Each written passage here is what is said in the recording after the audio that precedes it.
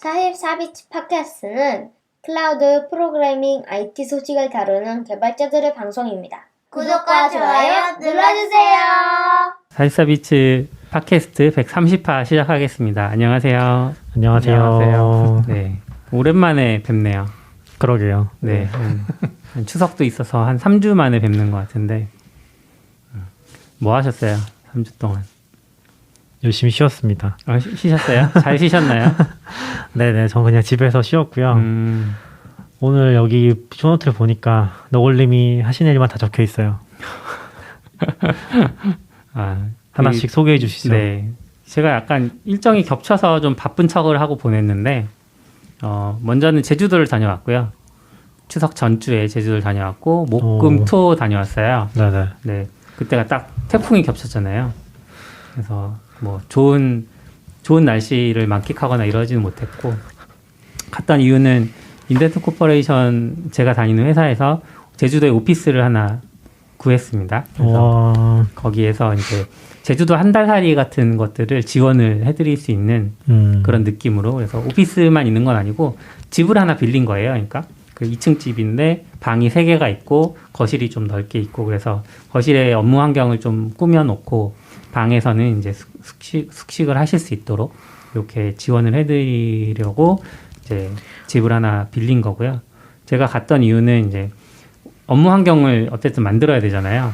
사실 가구를 받거나 뭐 세탁기 설치하거나 와이파이 환경 구축하고 뭐 이런 것들을 작업하려고 갔는데 막상 가보니 금요일로 예정되어 있던 가구 배송은 다 다음 주로 연기가 되고, 태풍 때문에 막상 태풍은 또 일본 쪽으로 꺾어서 제주도에 아주 큰 피해를 주진 않고, 비바람이 세기는 했어요. 사실 목요일날 밤에 어쨌든 그 연기가 되고, 그래서 제가 가서 했던 일은 이제 와이파이 설치하고 뭐 2층에 메시 와이파이 환경 구축하고, 그다음에 세탁기가 좀 무거운 게 들어가서 그거 이제 기사분이랑 같이 옮겨놓고 그 정도 하고, 그다음에 뭐 소품들 있잖아요. 뭐 수건이라든지 휴지라든지 이런 거 이제 각 방에 배치하고 그런 것들 좀 하고 있다 왔습니다. 이게 약간 숙소랑 오피스랑 같이 쓸 수 있도록 구성을 하신 거네요? 네, 맞습니다. 근데 그게 이제 막 다 꾸며져 있고 그런 걸 구한 게 아니라 진짜 오피스로 구해서 가서 세팅을 하고, 네. 여기 오실 분들이 있으면 와서 살아라. 네, 맞아요. 그런 거군요. 네. 그래서 제가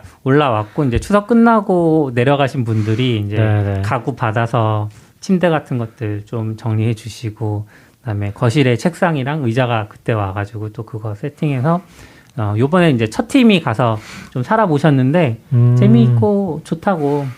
아무래도 이제 거기서 날씨가 좋으면 멀리 해변이 보여야 멀리 해변이 보이기도 하고, 뭐 주변이 다 초록초록해서 그것도 너무 좋고, 제가 있는 동안은 이제 뭐 비바람을 일단 한번 경험하고, 둘째 날에는 안개를 좀 심하게 경험하고, 셋째 날 이제 돌아오는 날은 날씨가 좀 좋았어요.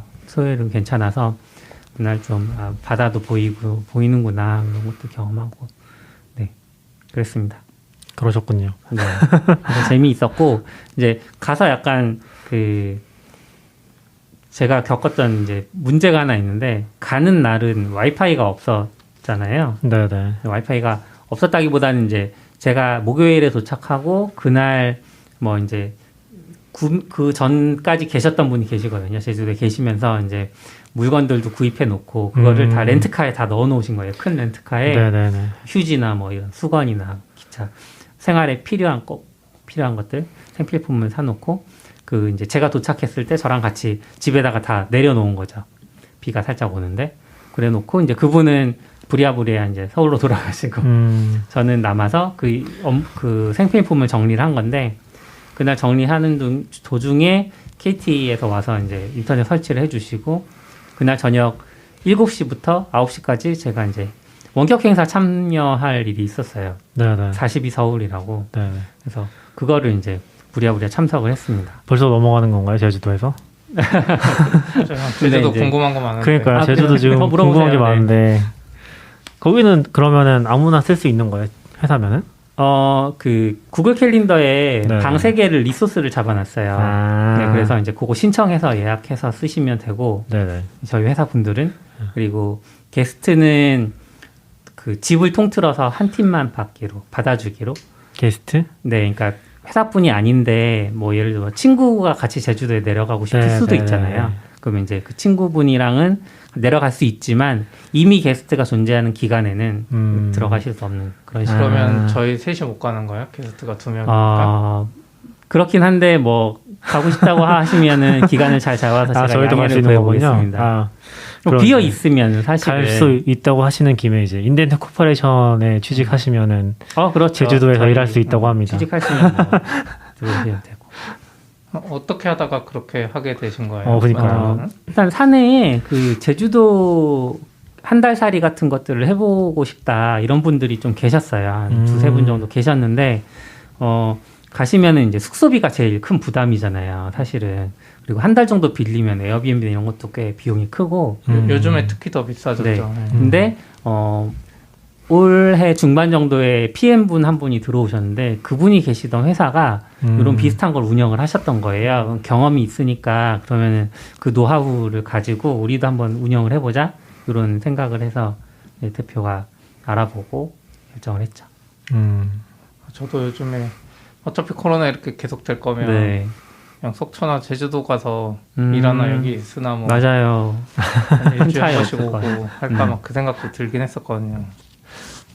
저는 이제 가족들의 사정상 그 전라남도 광양에 좀 자주 내려가고 있잖아요. 최근에 거기 가서 원격 근무도 오래 하고 하는데 또 오래 해보니까 아예 이제 서울에 있으면 그래도 여차하면은 갈 수 있는 거리인데 광양에 있으면 여차해도 못 가잖아요. 네. 그런 거리에 있다 보니까 사실 심리적으로는 좀 불안함이 있어요. 그리고 이게 만나서만 또 해결되는 정서라는 게 있는데 원격으로는 좀 어렵다 이런 생각도 하기도 하고. 그렇죠. 그게 뭔가 저희도 계속 그런 비슷한 얘기가 나오는데 네. 원격으로 하면 더 각 잡고 얘기하게 되는 그런 게 좀 큰 것 같아요. 그러니까 회사에서 이제 눈에 보이는 상황이고 얘기를 할 게 있으면은 그냥 바로 물어보고 뭐 시간 괜찮다고 하면 또 얘기하고 처리할 수 있는데 그런 게 좀 스무스하지 않은 느낌? 맞아요. 어려운 것 같아요. 그러니까 그런 부분에 대해서 아직 좀 어려운 부분이 있고 이제 의견이 있었는데 우리가 아직 원격에 익숙하지 않아서 그렇다. 그런 의견도 있고 뭐 허들이나 전에 우리 디스코드도 썼었고 그리고 중간에 또 이상한 거 쓰지 않았어요? 텐덤인가? 그쵸, 막 그런 것도 그렇고 걔네들 보면 그 장벽을 낮추려고 엄청 노력을 많이 한다는 그쵸, 느낌을 받거든요. 근데 막상 또 며칠 막 신기해서 막 쓰다가 계속 잘 되는지 모르겠어요. 뭐 허들은 요즘에 좀 간단한 회의 같은 거 할 때 조금 쓰시는 것 같긴 저희도 한데 많이 써요. 허들. 근데 이제 그래도 여전히 좀 각 잡고 얘기하는 느낌? 뭐 가볍게 잡담한다든지 그런 게 또 부담스러운 느낌은 있는 것 같아요. 맞아요.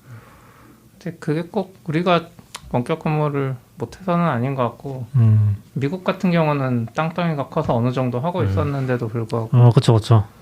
저도 이제 얼마 전에 기사 또 찾아보니까 예전에도 뭐 구글이랑 뉴욕에 또 빌딩 샀다 그랬잖아요. 네. 또 기사 나왔어요. 9월 23일에. 구글이 뉴욕에서 재건축 중인 오피스 빌딩이 있는데 2.5조에 사기로 했대요. 그 빌딩을 통째로. 그래서 코로나19 이후에 단일 빌딩 거래가 가운데 제일 높은 가격이라고 그러고 여기서도 이야기하는 게 전 직원의 20%만 재택하더라도 나머지가 일할 공간도 필요하고 그리고 이제 애플, 구글 다 마찬가지인 것 같아요. 이게 원격 근무가 생각보다 뭔가 힘들다. 그러니까 풀 원격 근무가 예전처럼 하던 건 오히려 괜찮았는데 네. 그런 것도 있는 것 같고 어제 또 기사 보니까 한국의 그 하나투어는 위드 코로나로 해서 10월 1일부터 아예 오피스 출근제로 바꿨더라고요. 실험하겠다고. 그러니까 하나투어 입장에서는 또 그럴만한 것 같아요. 우리가 먼저 그런 걸 선도적으로 해야 된다는 여행 하나 자체가 거의 사운이 걸려 있는 건데 사실은 거기는. 그래서 뭔가 이런 시도가 있는 것 같은데 제주도 오피스 좋은 것 같긴 한데 할 수 있나 우리도? 그래서 저희 이제 제주도 오피스 만든 김에 워크숍도 하자 거기서. 그래서 거기가 타운하우스 촌이에요. 그 타운하우스 중에 하나를 임대를 한 건데 그래서 옆에도 좀 알아보고 그러면 이제 어차피 거의 비슷한 구조니까 그 타운하우스들 한 개 정도 더 빌리면 저희 회사 아직 그렇게 규모가 크지는 않아서 2채 정도면은 충분히 숙식하면서 거기서 지낼 수 있지 않겠냐. 그래서 모여서 뭐 좀 회의 같은 것도 하고 워크숍 하고 오자 뭐 이런 얘기 있어서 워크숍 일정도 잡히고 아, 그럼 하나 더 빌리실 예정인 거예요? 네. 그건 단기로? 그쵸. 그거는 뭐 2, 3일 정도? 거기 뭐 그렇게 빌릴 수 있는 물건이 되게 많은가 보네요. 그 타운하우스 통으로. 그것까지는 모르겠는데 뭐 근처에 만약에 별장이 있다고 하면 네네네. 그냥 개인적으로 연락을 해서 뭐 에어비앤비처럼 빌린다거나 할 수 있지 않겠냐 뭐 이 정도인 거죠. 근데 타운하우스 안에 보니까 한 7, 8채 있는 것 같아요. 네. 근데 제가 만약에 결혼 안 하고 그랬으면 그냥 계속 제주도에서 일할 것 같은데 아까 약간 비어있다는 식으로 이야기하는 거 보면 또 일하시던 분도 다시 서울로 돌아오고 이러셨나 봐요. 요번에 이제 한 팀 가셔서 한 일주일 정도 계셨고 이제 어제 다 서울로 올라오셨더라고요. 이제 다음에 누가 갈 거냐 뭐 바로 갈 사람이 있어 보이지는 않는데 그래도 이제 지금은 막 생긴 지 얼마 안 됐으니까 개인의 일정도 있는 건데 막 바로 갈 수는 없잖아요. 하지만 조금씩 운영하다 보면은 많이들 가 계시지 않을까. 근데 이제 가서 있으면 제일 안 좋은 게 제가 경험해 봤을 때는 근처 식당이 일단 없어요. 그래서 밥을 해 먹어야 되거나 아니면 뭔가 시켜 먹는 것도 안 돼요. 왜요? 배달의 민족 이런 거 멀어서. 안 해줘요? 제가 가서 배달의 민족을 열었거든요. 처음 봤어요. 그런 화면. 왜요? 식당 목록이 안 나와요. 저도 가끔씩 그런 거 해보는데 아무데나 이제 지역 바꿔가지고 보거든요. 여기 네. 살면은 배달 시켜 먹을 수 있나? 이런 거. 근데 그러면 차도 지원해줘야 되는 거 아니에요? 그래서 그건 차는 이제 사실 회사의 자산으로 잡기가 좀 대표가 약간 투자사들도 있고 하니까 미안한 마음이 있나 봐요. 그래서 투자금을 어쨌든 사야 되는 거니까. 그쵸. 그래서 엘로 모바일에 벤츠 타야 된다고 해서 한번. 그래요? 그래서 대표가 그냥 개인 돈으로 차를 하나 구매해서 갖다 놓기로 했어요. 대표님들 좀 그런 생각이 있는 것 같아요. 네. 투자자들한테. 그러면 이제 생각했을 때는 공항에 내렸을 때 거기서 이제 택시를 타고 거기로 들어가면 그거는 한 25,000원 정도 나온다고 하더라고요. 그래서 그렇게 해서 그 렌트카로 이제 생활하고 이제 집에 올 때 다시 택시 타고 공항 가고 뭐 이렇게. 네, 확실히 서울만큼 편하진 않겠네요. 가면 또 이제 그쵸. 직접 마트에서 다 사다 놓고 네, 맞아요. 좀 그렇게 생활해야겠네요. 네. 저는 좋은데 저는 원래 집에서 라면만 먹으면서 사는 스타일이니까. 근데 이제 낙변님은 힘드실 것 같아요. 낙변님 약간 카페 가시는 스타일이잖아요. 맞아요. 근데 근데 집이 카페 같으면 렌트카 또 있으니까. 그런가? 집이 카페 그리고 같으면 집도 괜찮아요. 카페 같은 느낌이기도 해요. 맞아요. 그러면은 하긴 뷰가 엄청 좋고. 그러니까 내려서. 저도 그런 걸 좀 생각 많이 하는데 지금 빌라 있으니까 이게 탑층인데도 막 창문 열어놓으면 그렇게 하기가 힘들어요. 어차피 이게 뭐라고 해야지? 뭐 많은 뷰가 있잖아요. 근데 옆건물 뷰, 그렇죠. 약간만 뷰. 옆집 뷰 이런 거라서 창문 열고 그러는 게 좀 부담스러워서 거의 좀 가려놓거나 그렇게만 쓰거든요. 그게 좀 되게 답답한 것 같아요. 그래서 좀 아내랑 로망 있는 거는 좀 테라스에 있는데 그 밖에랑 연결되어 있는 공간이 있는 곳 그런 거 되게 가고 싶긴 하거든요. 나중에는. 근데 그러면 좀 덜 답답하고 작업하기 좋을 것 같긴 해요. 그러니까 약간 스벅에 가는 것도 일단 공간이 되게 넓고 그리고 저는 그 뭐라고 하지? 이렇게 바 자리 있잖아요. 그런 자리 좋아하거든요. 바깥 풍경이 보이는. 그래서 그런 게 좀 좋은 것 같아요. 집중도 잘 되고 여유도 있고. 나중에 한번 기회 되면 초청해서 제주도에서 함께. 좋은 것 같아요. 네. 안 쓰는 시기가 있으면 네네. 또 같이 가고 가봐도 괜찮지 않을까요? 시피님 힘들까? 네? 근데 가족은 못 가는 거 아니에요? 그래서 이제 가족 게스트의 가긴 가족이 되냐 안 되냐인데 그 방 3개 중에 제일 큰 방인데 그거를 약간 가족방으로 운영을 할 혹시 가고 싶은 예정이 사람이 있어요. 있으면 그 결혼한 분 한데 가족이 같이 있으면 낮에 일하기 힘들어요. 그게 문제인 것 같아요. 그러니까 이제 그러네. 그분들은 낮에는 가족분들은 이제 뭐 여행을 한다거나 하면 되니까 저녁에 같이 시간 보내고 이렇게. 아니면 뭐 따로 구해서 있든지. 뭐 그래도 되는데 근처에는 따로 구할 만한 데가 있을까 싶어서 괜찮은 것 같네요. 제주도. 노골님 그냥 거기서 일하셔도 되는 거 아니야? 가족 없으니까 저기서 일하시다가 거기서 다이렉트로 배 타고 광양에 갔다가 뭐 그래도 돼요. 안 돼. 여기 지금 이중으로 등록돼 있으시잖아요. 네. 뭐가요? 44비치랑 네. 여기 업무도 하셔야죠. 여기서. 여기는 약간 오피스 출근 지향인가요? 네, 아무튼 제주도를 그렇게 했었고 제주도에서 이제 42서울이라는 행사에 참여하게 됐어요. 제주도에서요? 네. 제주도에서 하는 거예요? 아니요. 그건 아니고 원격. 원래는 이 행사는 오프라인, 온라인을 병행해서 진행하려고 계획을 하셨었는데 네네네. 방역 단계가 이제 바뀌면서 온라인으로 다 전환이 됐어요. 그랬고 온라인으로 해야 된다고 해서 그러면은 출장 일정을 보니까 제가 제주도 도착한 날 저녁에 7시부터 시작을 해야 되더라고요. 아, 네네. 그래서 심각한 경우에는 인터넷이 설치 안 돼 있을 수도 있겠다라는 좀 예상을 했고 그래서 핫스팟으로 해야지라고 생각하고 있었는데 그 발표하시는 분들이라고 해야 되나요? 그분들 중에 한 분이 제주도에 계신 분이 계시는데 태풍이 심해지면 유선 인터넷도 끊어진다. 아 진짜요?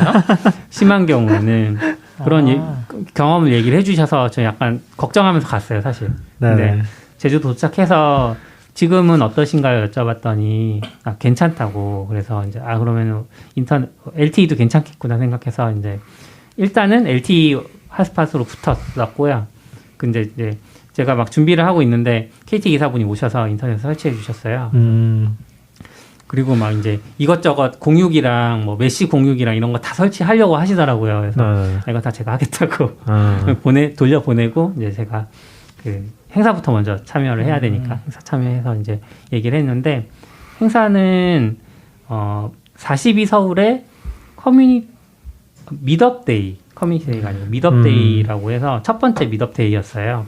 주제가 개발 커뮤니티 이런 얘기였고 그래서 처음에는 이제 그냥 재미있어 보여서 신청을 했는데 발표 잘 해보겠다.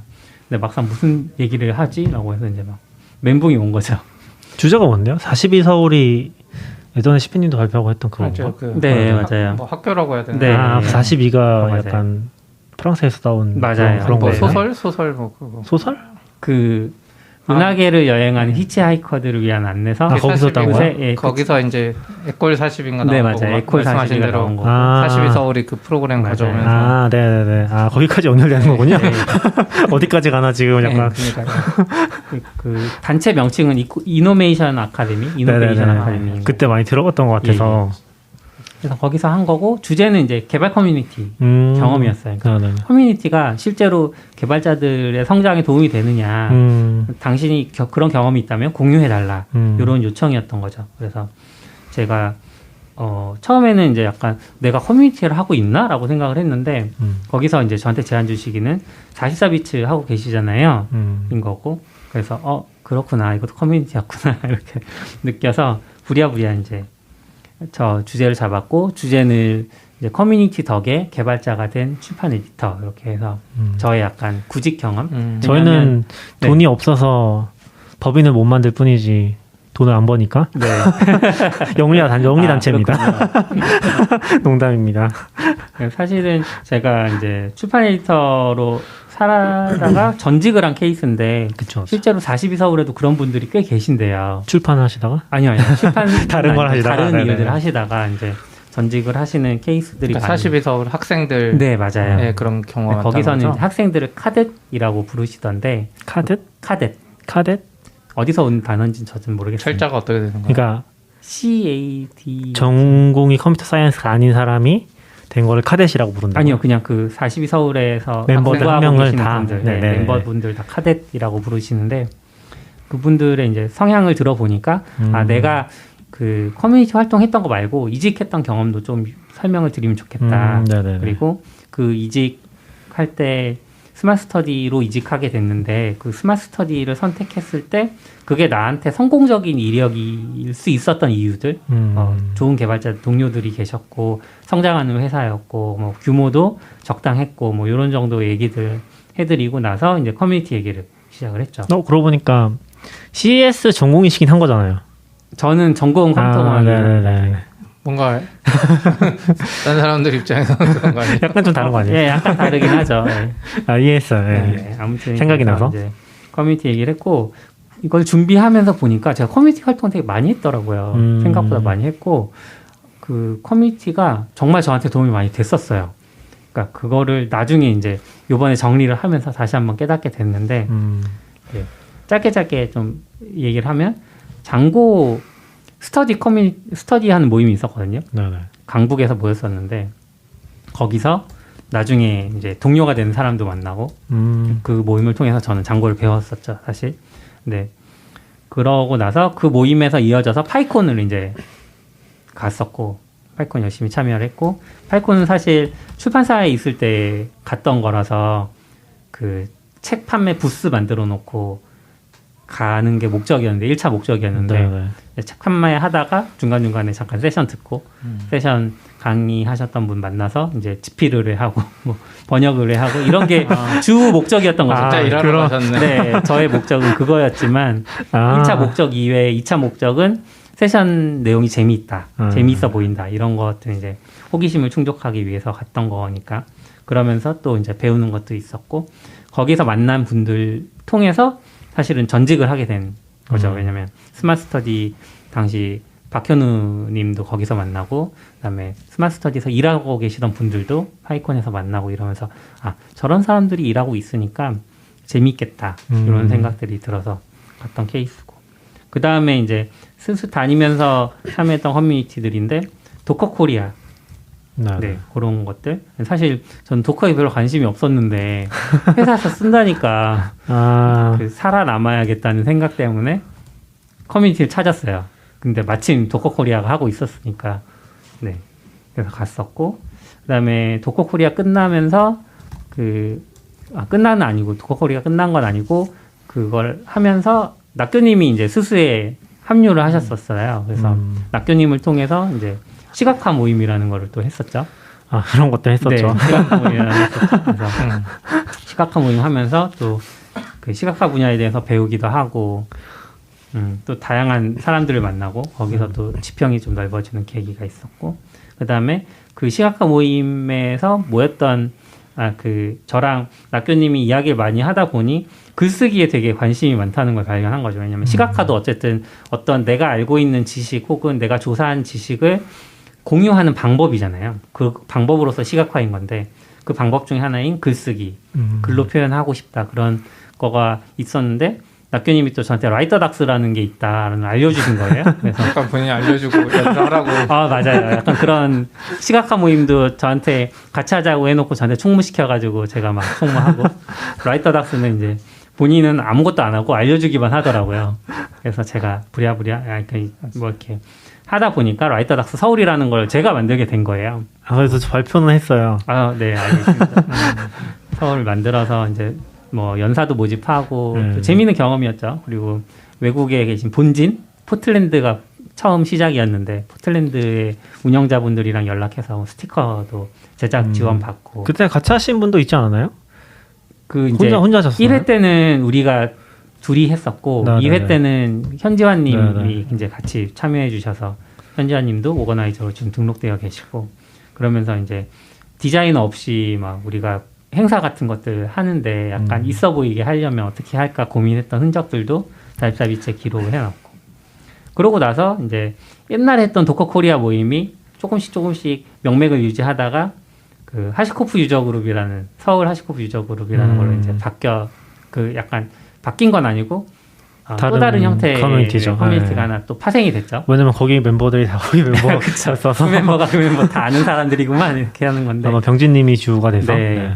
어떻게 보면 이제 SRE라는 직군이 이제 한국에 소개되고 또 이제 그 직군들이 자주 부딪히는 문제들 그런 것들을 이제 해결하려다 보니까 하시코프 제품들을 많이 사용하게 되고 그러면서 유저 그룹이 또 탄생했던 것 같고요.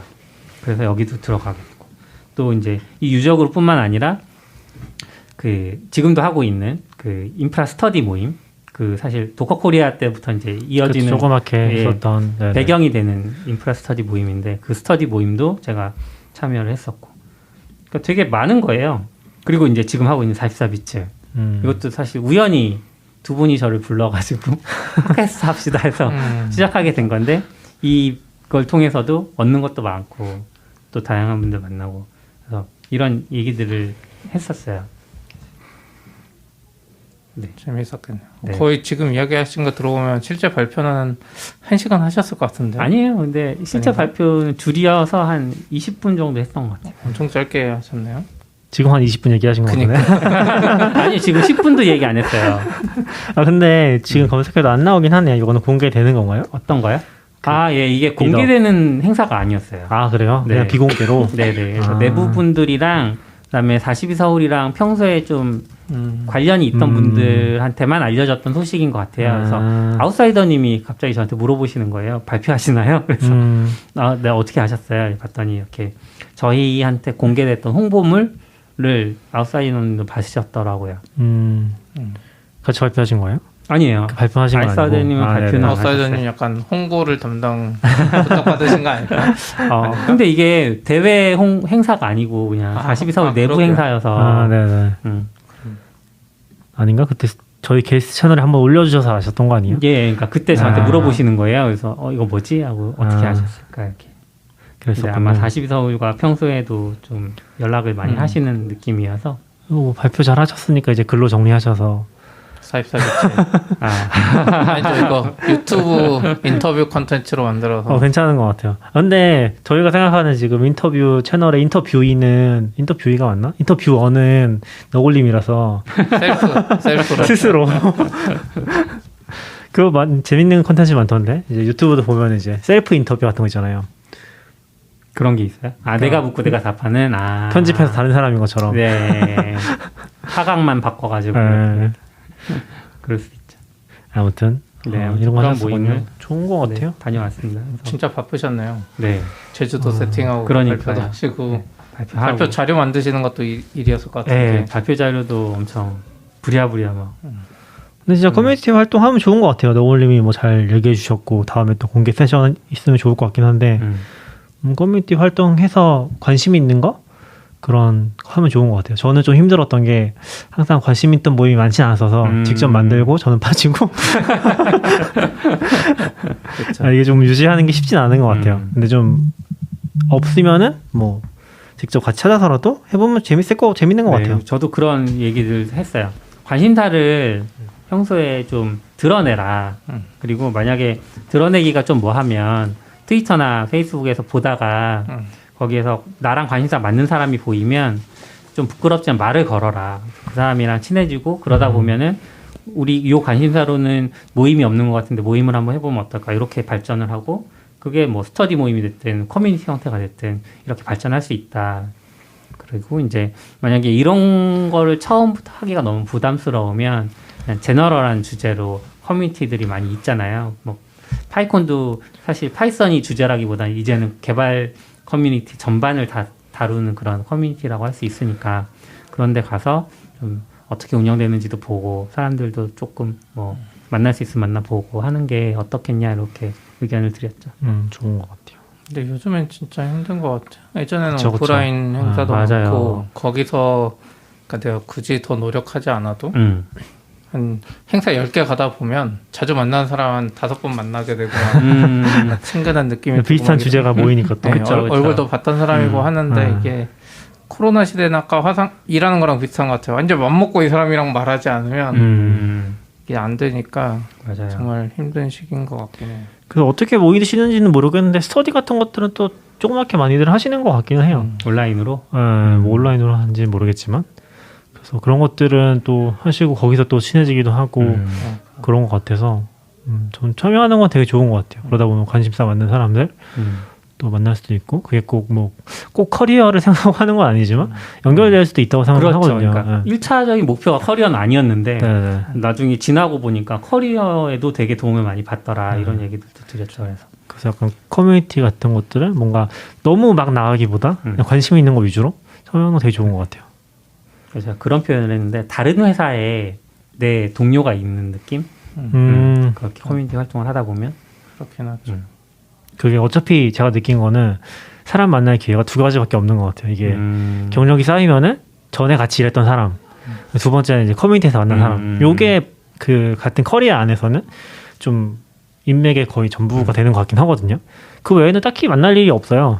그래서 사실 그런 배경이 없는 사람이 해외 이민을 가면 교회를 찾을 수밖에 없다고 하는 것 같아요. 그런 식으로. 네. 특히 한인교회는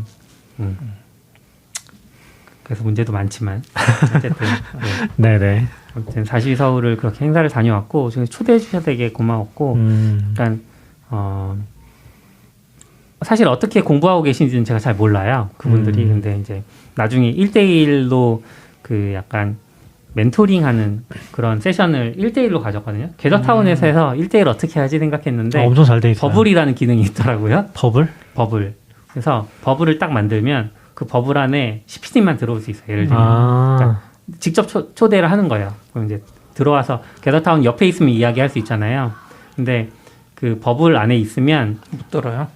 만약에 낙교님이 바로 옆에 붙어도 웅얼웅얼웅얼하는 소리는 듣지만 신기하다. 이거 약간 해리포터에서 따온 것 같은데 약간 또 진짜 휘지 같네요. 귀 대도 약간 정확히 안 들려요. 네, 정확히는 안 들리더라고요. 그래서 둘이서 이제 얘기하면서 시간을 좀 많이 썼는데 그때 그분 되게 이제 고민이 많으셨고 그런 고민을 이제 제 나름대로의 견해들을 말씀드렸는데 되게 도움이 많이 됐다고 얘기하시고 그 후로도 이제 저랑 조금씩 연락하면서 뭐 이력서 같은 것들 피드백도 그때 해드렸고 되게 좋아하시더라고요. 그래서 미천한 경력이지만 이렇게 도움이 된 것 같아서. 미천하시다니요. 20년 되신 거 아닌가요? 무슨 네, 아무튼 그랬습니다. 네. 다음에 또 오픈 세션으로 해주세요. 자립 서비스 위더브로 준비해 볼까요? 네, 뭐 좋습니다. 저는. 언젠가 한번 해야 되는데 진짜 우리 팟캐스트 할 때도 한번 하려고 그랬다가 못 하고. 그렇죠. 맞아요. 이제 좀 지금 위드 코로나 얘기가 나오고 있어서 또 이제 회사에서 부담만 없으면은 뭐 한 11월, 12월쯤에는 백신 맞은 사람이랑 체크해서 네. 할 수도 있지 않을까 싶긴 한 것 같아요. 저희가 정부에서 위드 코로나만 되면 사실 백신 맞은 사람 위주로 하는 건 부담 없을 것 같긴 해요. 저희도 SRE 미드업 저번에 했었는데 뭐 이외에도 지금 발표하고 싶은 분들이 있어서 생각하고 있거든요. 근데 시기에 따라서 네, 오프라인도 하면 좋겠다 소규모라도 그런 생각은 좀 하고 있어요. 좋네요. 기대하겠습니다. 위드 코로나 빨리 됐으면 좋겠네요. 네, 그 이제 시간이 많이 돼서 마지막 소식일 것 같은데 얼마 전에 뉴스 페퍼민트가 그 더 버지의 기사를 번역을 한 게 있어요. 파일 보관 방법에 대한 기사였는데 제목이 뭐였냐면 컴퓨터에 파일을 보관하는 방식과 세대 차이. 뭔가 그 방법이 있나요? 그냥 놔두는 거 아니에요? 여기 이제 늙은이들만 모여 있으니까 여기는 전 아닙니다. 공감대가 있을 것 같은데 저 어릴 때 생각해 보면 저는 어릴 땐 컴퓨터가 없었고 잡지만 봤어요. 컴퓨터 잡지를 보면서 내가 컴퓨터를 사면 게임 폴더랑 뭐 미디어 폴더랑 뭐 이런 폴더를 그땐 디렉터리였죠. 심지어 디렉터리 구조를 이렇게 맨날 디렉터리 그리면서 상상하는 그러면서 놀았거든요. 세대가 조금 다른 것 같아요. 많이 다르죠. 네. 근데 이제 이 글에서 지적하는 부분은 학생들이 파일을 어디다가 저장하는지 아무도 관심이 없다. 그러니까 디렉터리 구조, 폴더 구조를 잘 작성하는 건 이미 9세대, 그러니까 옛 세대의 어떤 그 전통인 거고 요즘 세대들은 그런 거에 관심이 없고 그냥 내 파일이 잘 가면 됐지. 심지어 이제 클라우드도 나오고 이랬으니까 그런 문제들을 이제 언급을 하고 있습니다. 기본적으로 이제 컴공과 얘기는 아니고 그러니까 일반적으로 대학생들이 그렇죠. 이제 이미 노트북도 거의 안 쓰는 그러니까 일본도 그런 얘기 많이 나왔었는데 컴퓨터를 사용할 줄 모른다. 컴퓨터 자체를 사용할 줄 모른다. 내 컴퓨터 사용하더라도 파일이나 디렉터리 개념이 없다. 어디서 뭐 다운로드 받으세요라고 했는데 어디에 다운로드 되는지 모르는 거죠. 그냥 아이패드나 휴대폰에서는 어쨌건 다운로드를 받으면은 바로 열리잖아요. 네. 그런 식으로 이제 관리를 하고 아니면은 뭐 검색을 해서 찾는다든지 그런 거에 더 익숙한 것 같아요. 그래서 이제 그거를 재밌게 기사로 써가지고 여기는 뭐 천체학과 쪽인 것 같은데 거기 교수님이 엄청 충격을 받았다. 어떻게 파일을 모를 수 있지? 그런 얘기거든요. 한참 디지털 전환되던 시기를 생각해 보면 그때부터 이미 좀 갈렸던 것 같은데 사람들이 어떤 사람들은 바탕화면을 깔끔해요. 어떤 사람은 바탕화면에 모든 파일이 다 있어. 그렇죠. 그죠? 바탕화면이 폴더 그 자체지. 네. 근데 사실 생각해 보면 그거 자체가 문제였다기보다는 어떤 환경이든 내가 원하는 파일을 빨리 찾을 수 있으면 되는 건데 바탕화면이 그렇게 어지러운 경우에는 옛날에는 보통 찾기 힘들었죠. 그러다가 이제 저는 그거를 구글 데스크탑 애플리케이션이 좀 해결해 줄 거라고 기대했었거든요. 예전에. 그래서 내 데스크탑에 있는 모든 파일을 검색할 수 있다고? 그럼 이제 어디든 갖다 놔도 상관없겠네. 라고 생각했지만 없어졌죠. 프로젝트가. 요즘 분들은 그게 뭔지 모르실 것 같은데 그쵸. 내 컴퓨터에 있는 파일을 문서랑 다 검색하게 해주는 거예요. 근데 요즘엔 기본 내장돼 있죠. 어떻게 보면 OS인데 맞아요. 예전엔 그게 없어서 윈도우에 구글 데스크탑이랑 네이버도 있었어요. 비슷한 거 제 기억으로는. 내 컴퓨터의 파일을 인덱스해서 검색해주겠다는데 다 없어지긴 했죠. 그래서 되게 인상 깊은 게 이 구아린 자프타 박사 네. 정리정돈의 달인이라고 디렉토리를 너무 잘 정리하고 사진도 카테고리별로 다 정리를 해서 이제 와. 운영한다는 게 이제 재밌는 포인트인 것 같아요. 그러니까 원래 이게 저는 일종의 어떤 베이스 시스템 저주 같은 거라고 생각을 하거든요. DB도 마찬가지고 파일 시스템도 마찬가지인데 컴퓨터의 구조는 지금 여전히 마찬가지지만 맥이나 윈도우나 리눅스나 다 파일 시스템으로 돼 있잖아요. 네. 그래서 모든 구현은 그 위에서 구현하는 거예요. 그렇죠. 그걸 베이스로 해서 프로그래밍도 그렇게 하고 있잖아요. 프로그래밍은 어쩔 수 없죠. 프로그래머는 이제 그 개념을 벗어나지 못하는 거죠. 그래서 약간 그런 포인트가 하나가 있어서 다른 어떤 접근들이 좀 뭉개져 있다. 그러니까 아이패드나 휴대폰으로 가면 그걸 없앴잖아요. 사실 파일 구조 모르잖아요. 네. 뭐 아이패드에 요새 넣긴 했지만 다시. 근데 이제 그래서 그러다 보니까 제가 되게 충격적이었던 프로그램 중에 하나가 저 이제 윈도우 쓸 때 에버노트를 완전 초기부터 썼거든요. 클라우드 되기 전부터. 네. 에버노트가 진짜 너무 충격적이었어요. 왜냐면 그 전에는 뭔가 메모를 남기려면은 그게 스마트폰도 초기였을 테니까 나오기 전인가? 아무튼 메모를 남기려면은 메모장을 열고 뭔가 쓰잖아요. 그럼 항상 제목 없음으로 저장이 돼. 기억나시죠? 네. 제목 없음 그리고 뭐 제목 없음 2, 제목 없음 3 맞아요. 내가 뭘 기록했는지 찾는지 그런 게 너무 찾기 어렵고 그리고 이제 문제는 이제 귀찮다 보면 그렇게 저장해 놓잖아요. 네. 나중에 못 찾고 그런 게 이제 계속 악순환 되는데 에버노트는 이 제목이나 파일 개념 자체가 없는 거예요. 그냥 데이터베이스인 거죠. 그래서 그게 그 안에 녹여 있었다는 게 너무 충격적이었고 지금은 그게 너무 보편화되잖아요. 근데 그때 당시로 너무 그게 충격적이었어요. 그래서 거의 처음이었죠. 그쵸. 한동안 너무 잘 썼었죠. 그게 이제 클라우드 개념도 보편화되기 전이었고 네. 사실은 클라우드보다도 그 컨셉 자체가 파일을 뭐 텍스트를 만들었는데 제목을 넣지 않고 그러니까 파일 이름을 지정하지 않고 저장할 수 있다는 거 그게 너무 충격적이었던 것 같아요. 지금 쓰시나요?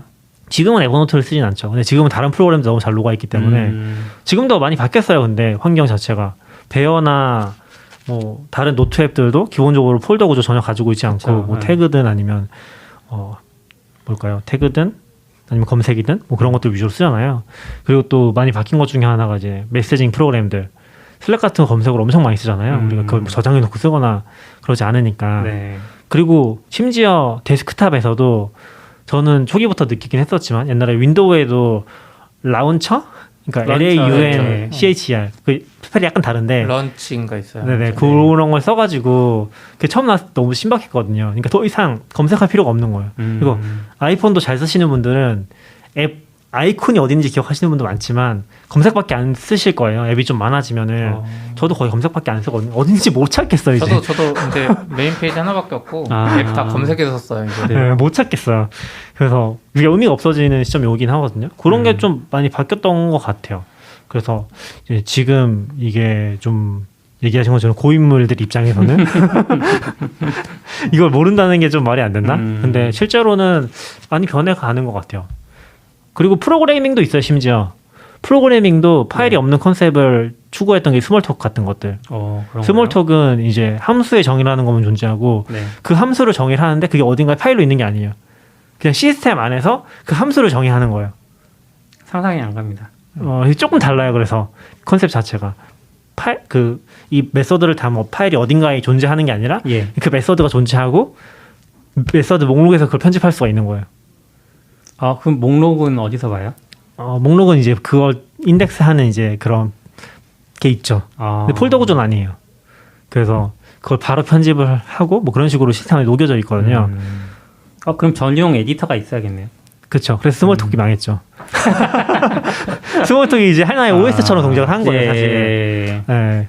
그러니까 스몰토크를 그 프로그래밍 하기 위해서는 스몰토크 전용 ID나 OS라고 해야 될까요? 그쵸, 그 시스템 환경 자체. 그 네. 시스템 안에서 이제 어떤 함수를 선언하고 네네네. 그 함수가 어디에 저장되는지는 모른다. 파일 계정으로 저장하는 게 아닌 거죠. 네네, 우리 알 필요가 입장에서. 없다. 우리는 파일을 기준으로 하면은 프로그래밍이라는 게 이 메서드를 몇 개를 배치할지 클래스로 나눠서 배치할지 그런 게 엄청 중요하잖아요. 그쵸. 왜냐면 나중에 찾을 때도 그렇고 네. 파일 이름과 메서드가 이게 일치가 안 되는 케이스도 너무 많고 그런 관습은 다 자유롭게 정할 수 있잖아요. 근데 여기서 이제 그런 거에 대한 고민이 아예 없는 거죠. 그 되게 그렇지만 망했다. 좀 망하긴 했죠. 실무적으로는 사용이 안 되니까. 근데 뭐 네. 거기서 영감 얻었다는 언어들이 많잖아요. 네. 많죠. 근데 그건 문법적으로 좀 강한 것 같고 네. 이런 컨셉은 아닌 것 같아요. 그래요? 이런 컨셉은 거의 못 가져간 것 같아요. 그렇군요. 저는 VS 코드 쓰면서 이제 애플리케이션을 꺼도 다시 켰을 때 내가 저장하지 않았던 내용이 그대로 살아 있잖아요. 그래서 약간 VS 코드를 그 평상시 메모장으로 많이 써요. 근데 저장 버튼 안 눌렀는데 네, 살아 저장 버튼 있어. 안 눌러도 살아 있으니까. 그게 옛날 같았으면 진짜 엄청 안 되잖아요. 네, 그렇죠. 그래서 그런 것도 좀 좋았고. 근데 저는 사실 이게 원래 컴퓨터가 파일 시스템으로 설계됐다고 생각하지는 않거든요. 그래서 저도 예전에 비슷한 얘기 썼던 게 있는데 제가 이제 이런 영향을 받았던 거는 메맥스라는 컨셉이 있어요. 네. 그러니까 As You May Think라고 1945년에 쓴 글이거든요. 그 진짜 재밌는 글인데 45년이면 이게 사실 한글 번역본은 공개된 게 없어서 네.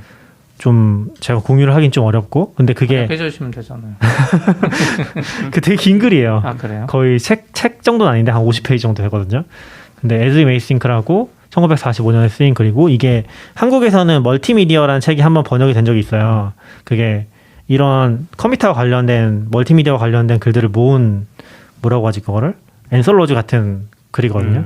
근데 나중에 모아놓은 글인데 거기에 이제 번역이 한번 되긴 했었거든요. 네. 지금도 그 책도 구하기 힘들긴 하지만 그렇죠. 아무튼 근데 그게 되게 재밌는 글인데 이 바네바 부시는 디지털 개념이 존재하기 전에 컴퓨터를 상상했던 사람이거든요. 그래서 백과사전이 이제 예를 들면 그런 거예요. 이 사람의 생각은 필름의 그 압축률이 높아져서 백과사전을 조그맣게 찍으면은 그걸 나중에 확대해서 볼 수 있을 거다. 그러면 성냥갑 하나에 백과사전과 온갖 정보를 다 집어넣을 수 있을 거다. 그런 것부터 시작해서 나중에는 이제 사람들이 이 호두만한 카메라를 여기다 달고서 과학자들이 그걸로 이제 관찰을 하면서 다 사진을 남기고 그걸 또 기록해서 이제 잘 쓸 수 있도록 그런 식의 컨셉을 많이 얘기했었거든요. 그래서 진짜 아날로그라는 그 컨셉으로 컴퓨터라는 걸 상상한 그렇죠. 사람인데 이 책에서도 이미 이 글에서도 얘기하는 게 파일 시스템이란 개념은 거의 존재하지 않거든요. 그냥 자료들이 있는 거고 그걸 어떻게 찾을지 검색을 해서 찾는다는 게 기본적인 컨셉이고 인덱싱을 가지고 있고 그걸 두 개를 연결을 해서 이 두 개를 찾아서 그 같이 보면서 연구를 할 수 있다 그런 컨셉을 얘기하거든요. 그래서 파일 시스템은 나중에 이제 좀 덧붙여진 개념에 가까운 걸로 봐야 되지 않을까? 그게 되게 많은 제약을 걸고 있지만 거기서 조금 벗어나면 되게 다양한 인터페이스 나오는 거죠. 물론 어플리케이션들도 확장이 돼 있기도 하고. 네네. 그러니까 파일 시스템을 잘 쓰려면 결국은 이 정보는 어떤 분류에 속하는가 그쵸. 이런 걸 이제 정의를 계속 해내야 되는데 이게 제가 비슷한 얘기를 아는 분한테 했을 때 그분은 이제 노문학과였는데 그러니까 완전히 문과 분이셨는데 그건 굉장히 인류의 그 본능적인 수건? 본능적인 그런 거였다. 왜냐하면 인류가 그 지속 가능하기 위해서 이제 생존을 해야 되잖아요. 생존을 하기 위해서 했던 게 주변에 있는 생물들을 관찰하기 시작한 거죠. 그래서 먹을 수 있는 것과 없는 것으로 구분을 하고 그 다음에 맛있는 것과 맛없는 것으로 구분하고 익혀 먹어야 되는 것과 그냥 먹어도 되는 거 구분하고 움직이는 것과 아닌 것들을 구분하고 약간 지금 젤다 게임하고 있는 것 같아요. 요리할 수 있는 것과 없는 것과. 그렇죠. 이러면서 이제 생물학 쪽에서는 분류학으로부터 생물학이 시작됐다 이런 얘기들도 하거든요. 이게 그래서 기원전 4세기부터 거의 분류학이라는 것이 기록으로 남아있다고 할 수 있는데 그렇게 됐기 때문에 굉장히 오래된 학문이라고 어떻게 보면 볼 수 있어요. 그리고 본능과도 잘 맞고 근데 정보 분야로 넘어오면 이게 컴퓨터에서 시작됐다기보다는 어떻게 보면 도서관의 장서 분류 체계부터 시작된 거라고 볼 수 있는 거잖아요. 그러니까 어떤 책을 어떻게 찾아야 되는지 이렇게 접근을 하면서 그러면서 그 앞선 인류의 지혜와는 약간 동떨어져서 정보를 분류하는 또 다른 방법이 이제 그 정립되기 시작하면서 이제 컴퓨터로 넘으면 이게 폴더 구조. 폴더는 익숙한 어떤 그 서류철 이런 것에서 가져온 거니까 그런 개념을 가져온 거니까. 근데 지금은 회사에 가도 서류철도 잘 없고. 그렇죠. 네. 비유가 안 되죠. 그러면서 이제 어떻게 보면 단절되기 시작한 거 아닌가. 그 세대들의 어떤 지식이. 저는 그래서 이 세대 차를 얘기하잖아요. 그게 제일 클 것 같은 게 아이패드로만 그림을 그린 사람과 컴퓨터로 포토샵에서 파일 저장하던 사람과 인식 차이가 진짜 크지 않을까? 라는 생각이 살짝 들긴 하는 것 같아요. 아이패드로 그림 그리는 사람 그거 없어요? 최종본 진짜 최종본 진짜 이런 거 없으려나? 폴더 개념 자체가 약간 그러니까 아이패드에 들어가는 순간 다 클라우드잖아요. 그쵸. 내 파일은 클라우드 어딘가에 있어. 그게 중요한 건데 컴퓨터로 하는 사람은 지금도 어도비 프로그램들조차도 클라우드 개념이 많이 못 녹았어요. 그러니까 뭐 잘 아시겠지만 저보다 무조건 파일 안에 저장을 해야 되고 파일 이름 적어줘야 되고 그 저희 세대의 그 대표적인 메뉴 이름이 그거잖아요. 세이브 에즈. 세이브 에즈를 이해할 수 있느냐 없느냐의 차이? 그쵸. 그런 느낌이 살짝 있는 것 같아요. 근데 이게 물론 내가 저장한 파일들은 어떤 파일들이 있었는지를 기억하니까 그것만 갖고 검색을 하면 되는데 어떤 파일이 있었는지 모르는 경우가 있어요. 그러니까 회사라는 조직은 집단적으로 네네네. 지성을 모아놓는 곳이다 보니까 신규 입사자가 들어왔을 때 이 사람은 회사 내에 어떤 직이 축적되어 있는지 모르잖아요. 그런 상황에서 검색을 해서 찾으라는 건 불가능하거든요. 그렇기 때문에 폴더 구조 같은 것들이 도움을 줄 수 있는 것 같아요. 내가 어떤 경로를 따라가면 원하는 지식이 있는지 없는지 알 수 있어. 그럼 그때부터 이제 시작을 할 수 있는 건데 아무렇게나 해놓으면 안 되는 거죠. 한때 그래서- 회사 너무 커지면 네. 폴더가 안 좋아요. 그래요? 그러니까 이거죠. 우리는 사회생활 해봤잖아요. 그러면 내가 카드 신청이라고 검색하면 되는데 네. 카드 신청이라는 거는 총무과, 재물과, 인사일까 이걸 알아야 되는 거예요. 만약에 하이라키가 있으면 아 그거는 오히려 찾으려는 정보가 뭔지 알잖아요. 카드, 뭐 신용카드 이런 걸로 검색하면 되는데 업무와 관련된 지식들은 내가 뭘 찾아야 되는지 모르는 경우가 있다는 거죠. 대부분은 내가 검색어로 하는 게 좋지 않을까. 그러니까 회사의 뭐 세대 문화를 차이. 보고 싶어서 세대 쭉쭉 차이. 보는 게 아닌 이상은 뭔가 내가 해야 된다는 뭐 목적이 있지 않을까요? 그러니까 전체를 보는 경우면 하이라키가 좋은데 오히려 하나씩 대부분은 뭔가 내가 신규 입사자니까 컴퓨터 수령 방법을 알고 싶으면 이제 총무에 뭐 폴더 들어가는 거는 사회생활 해본 사람은 총무라는 걸 알겠지만 이게 총무인지 뭐 기타인지 약간 그게 저는 경험에 따라서도 엄청 달라지는 것 같은데 최근에도 이제 그런 책이 나오잖아요. 노션 활용법 이런 것들. 근데 우리 입장에 사실 그럴 필요 없잖아요. 웬간하면 다 해보면 알 수 있는 것들이고. 그러니까 그 무슨 얘기를 하고 싶은 거냐면은 그게 어려운 사람들도 굉장히 많을 거라고 생각해요. 그러니까 노션도 써보면 하이라키 있으면 더 찾기 힘들거든요. 네. 회사 정보에 뭔가 신규 입사자 신규 입사자 문서 찾는 게 너무 어려워. 근데 검색에 있으면은 비슷한 키워드로 막 검색해서 찾으면 나오긴 하는데 노션한테 너무 실망한 부분은 그 검색이 너무 안 좋다. 그 우선순위에 대한 잡아주는 너무 못해서 쓸모가 좀 떨어지는 것 같고 네. 그것만 잘 되면 되게 좋은 것 같아요. 근데 개인 입장에서도 그렇고 그 회사 입장에서도 그렇고 약간 지금도 많이 고민하시잖아요. 통합 검색 플랫폼 같은 거 슬랙이랑 뭐든 다 검색해 줄 수 있는 그런 것들에 대한 니즈는 되게 큰 것 같아요.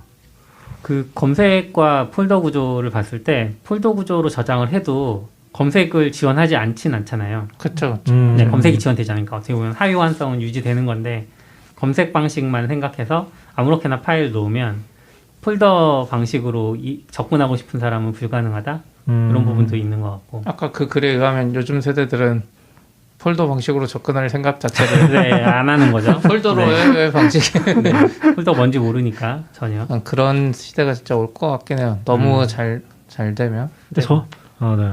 모르겠네요. 저도 구글 포토 옛날에는 폴더 같은 거 만들어서 관리해 볼까 생각했었는데 뭐 그럴 필요가 없이 얼굴 인식해가지고 얘 누구니 맞죠. 너 해놓으면 나중에 찾을 때 인물로 그냥 찾아지고 뭐 어느 위치에서 했던 거 그냥 검색만 하면 제주도 검색하면 제주도에서 찍은 그쵸. 사진 나오고 하니까 내가 폴더 구조를 굳이 할 필요가 없구나 이런 생각들이 들더라고요. 저는 그런 게 좀 필요한 것 같아요. 원래 대본 싱크가 망하긴 했는데 네.